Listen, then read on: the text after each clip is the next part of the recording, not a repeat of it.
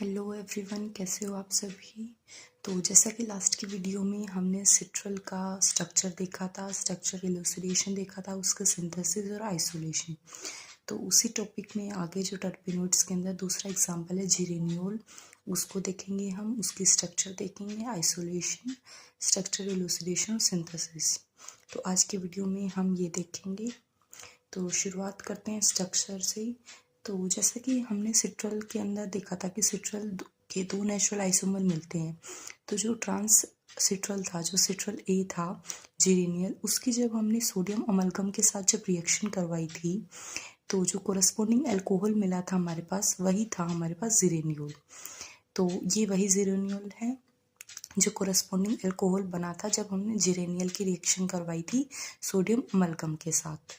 तो रिडक्शन हुआ था उसका और जीरेनियोल की फॉर्मेशन हुई थी। तो इसका स्ट्रक्चर देखें तो ये इसका स्ट्रक्चर है। मोलिकुलर फॉर्मूला है इसका C10H18O है। दो डबल बॉन्ड प्रेजेंट हैं इसके अंदर। जो ट्रांससिट्रल था उसके अंदर यहाँ पे CHO ग्रुप था, वो उसकी रिडक्शन होगी और CH2OH ग्रुप यहाँ पे बन गया और जीरेनियोल की फॉर्मेशन हो गई थी। आइसोलेशन की बात करें तो इसको हम आइसोलेट करते हैं प्लांट सोर्सेज से, और जो ऑयल होते हैं हमारे geranium oil, rose oil, lemon oil, उनसे हम इसको आइसोलेट करते हैं। आइसोलेशन है इसकी वो टर्पेनोइड के आइसोलेशन के जैसी ही है। टर्पेनोइड के आइसोलेशन में हमने दो स्टेप देखे थे। फर्स्ट था आइसोलेशन ऑफ एसेंशियल ऑयल, तो उसके अंदर स्टीम डिस्टिलेशन मेथड था और सोलवेंट एक्सट्रैक्शन था, तो वो वाला मेथड था। सेकंड प्योरिफिकेशन मेथड था, उसके अंदर हमने क्रोमेटोग्राफी देखा था और फ्रैक्शनल डिस्टिलेशन था, तो उसके जैसा ही है कुछ सेम। तो इसको आइसोलेट किया जाता है स्टीम डिस्टिलेशन मेथड से, सोलवेंट एक्सट्रैक्शन से। तो सोलवेंट एक्सट्रैक्शन के अंदर जो सोलवेंट हम यूज़ करते हैं वो यूज़ करते हैं इथेनॉल और हेक्सेन, तो इनसे इसको आइसोलेट करते हैं। या फिर क्रोमेटोग्राफी मेथड भी यूज़ करते हैं हम। तो क्रोमेटोग्राफी में जो क्रोमेटोग्राफी हम यूज़ करते हैं वो है गैस क्रोमेटोग्राफी मेनली, और HPLC कौन सी, हाई परफॉर्मेंस लिक्विड क्रोमेटोग्राफी को यूज़ करके हम इसको आइसोलेट करते हैं। अब आइसोलेशन के बाद जो उसके अंदर क्वांटिटी है वो कंप्लीट 100% तो वो प्योर होता नहीं, तो उसकी प्योरिफिकेशन करेंगे तो वो हम डिस्टिलेशन से भी इसको प्योरीफाई कर सकते हैं। डिस्टिलेशन से कैसे, कि उसके बॉइलिंग पॉइंट के बेस पे, कि बॉइलिंग पॉइंट के बेसिस पे वो सेपरेट हो जाएंगे और प्योरीफाई हो जाएंगे और हमें प्योर फॉर्म में जीरेनियोल मिल जाएगा। नेक्स्ट मेथड क्या है प्योरिफिकेशन का, क्रिस्टलाइजेशन से भी क्रिस्टल्स की फॉर्मेशन होगी, तो प्योर जीरेनियोल हमें मिल जाएगा। या फिर क्रोमेटोग्राफी है जो आइसोलेशन में भी यूज़ होती है और प्योरिफिकेशन में भी यूज़ होती है। तो क्रोमेटोग्राफी, गैस क्रोमेटोग्राफी और HPLC high performance liquid chromatography mainly हम यूज़ करते हैं आइसोलेशन में और प्योरिफिकेशन में। तो ऐसे इनको हम आइसोलेट करते हैं जीरेनियोल को। इसके इंट्रोडक्शन की बात करें कुछ, तो ये प्लेजेंट स्मेलिंग लिक्विड होता है और ये फ्री फॉर्म में भी मिल सकता है और एस्टर्स की फॉर्म में भी मिल सकता है। एस्टर्स है, जैसे मैंने बताया था, टर्पीन्स होते हैं, उनके ऑक्सीडेटिव डेरिवेटिव जो होते हैं वो टर्पेनोइड होते हैं। तो ऑक्सीडेटिव डेरिवेटिव के अंदर अगर एस्टर ग्रुप प्रेजेंट है तो एस्टर्स की फॉर्म में भी ये हमारा जीरेनियोल मिल सकता है।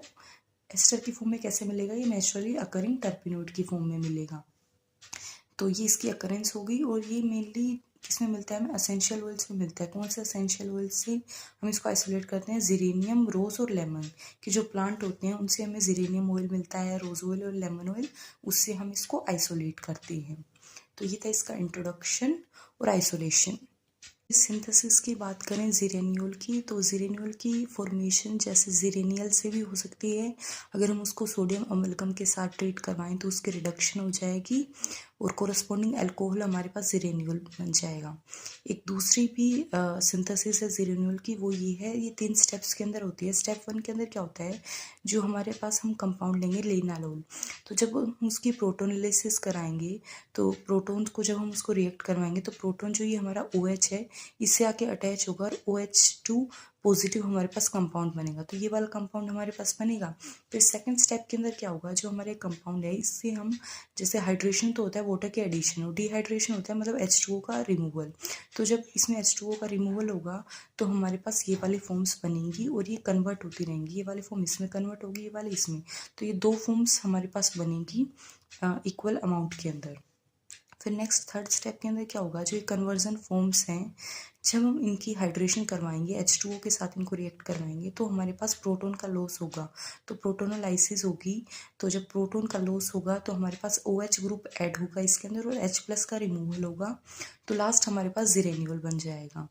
तो शॉर्ट में देखो कि ज़िरेनियोल की फॉर्मेशन क्या तो हम ज़िरेनियल से भी करवा सकते हैं, अगर हम उसकी सोडियम अमलगम के साथ रिएक्शन करवाते हैं तो कोरस्पॉन्डिंग अल्कोहल बनेगा हमारे पास ज़िरेनियोल रिडक्शन के थ्रू। अगर वो स्टेप नहीं है तो दूसरी सिंथेसिस क्या है इसकी कि 3 स्टेप के अंदर होगा ये। फर्स्ट के अंदर लिनालोल कंपाउंड हम लेंगे, उसकी प्रोटोन एडिशन करवाएंगे उसके अंदर, तो H+ यहाँ पे OH नेगेटिव के OH है जो यहाँ पे आके जुड़ेगा तो OH पॉजिटिव OH2 पॉजिटिव की फॉर्मेशन होगी, ये वाला कंपाउंड बनेगा। इस कंपाउंड की जब हम डिहाइड्रेशन करवाएंगे तो OH2 ग्रुप रिमूव होगा तो हमारे पास पॉजिटिव यहाँ पे बन जाएगा या फिर यहाँ पे बनेगा। 2 कंपाउंड की फॉर्मेशन हो सकती है पॉसिबल, यही आइसोमर्स बन सकते हैं हमारे पास। तो ये कन्वर्जन होता रहेगा, इनमें दोनों फॉर्म्स इक्वल अमाउंट्स के अंदर बनेंगी। फिर जो ये फॉर्म्स हैं इनकी हम हाइड्रेशन करवाएंगे। जब हम इनका H2O ग्रुप को ऐड करेंगे तो H+ तो रिमूव होगा हमारे पास और OH नेगेटिव आके जुड़ेगा, तो OH नेगेटिव जब यहाँ पे आके जुड़ेगा तो ज़िरेनियोल की फॉर्मेशन हो जाएगी। तो ये थे सिंथेसिस ऑफ ज़िरेनियोल। अब नेक्स्ट चीज़ आती है स्ट्रक्चरल इलूसिडेशन ऑफ ज़िरेनियोल, कि इसका स्ट्रक्चर का हमें कैसे पता लगा। तो कैसे पता लगा कि जैसे कन्फर्मेशन कैसे हुई, तो डबल बॉन्ड की कन्फर्मेशन या फिर अनसैचुरेशन की कन्फर्मेशन हुई कि जब हमने 2 मोल हाइड्रोजन के और ब्रोमीन के ऐड किए, कि जब हमने हाइड्रोजन और ब्रोमीन के 2 मोल ऐड किए तो वो उसके अंदर ऐड हो गए और ब्रोमोर हाइड्रो डेरिवेटिव बना हमारे पास, तो जिसने इंडिकेट करा कि इसके अंदर 2 डबल बॉन्ड प्रेजेंट हैं और इसके अंदर अनसैचुरेशन प्रेजेंट है। तो ये अनसैचुरेशन का कंफर्मेशन हुआ कि इसने एडिशन हो गया इसमें 2 मोल्स हाइड्रोजन और ब्रोमीन का, और जो डेरिवेटिव बना उसने कंफर्मेशन दी कि इसके अंदर 2 डबल बॉन्ड प्रेजेंट है, अनसैचुरेशन प्रेजेंट है।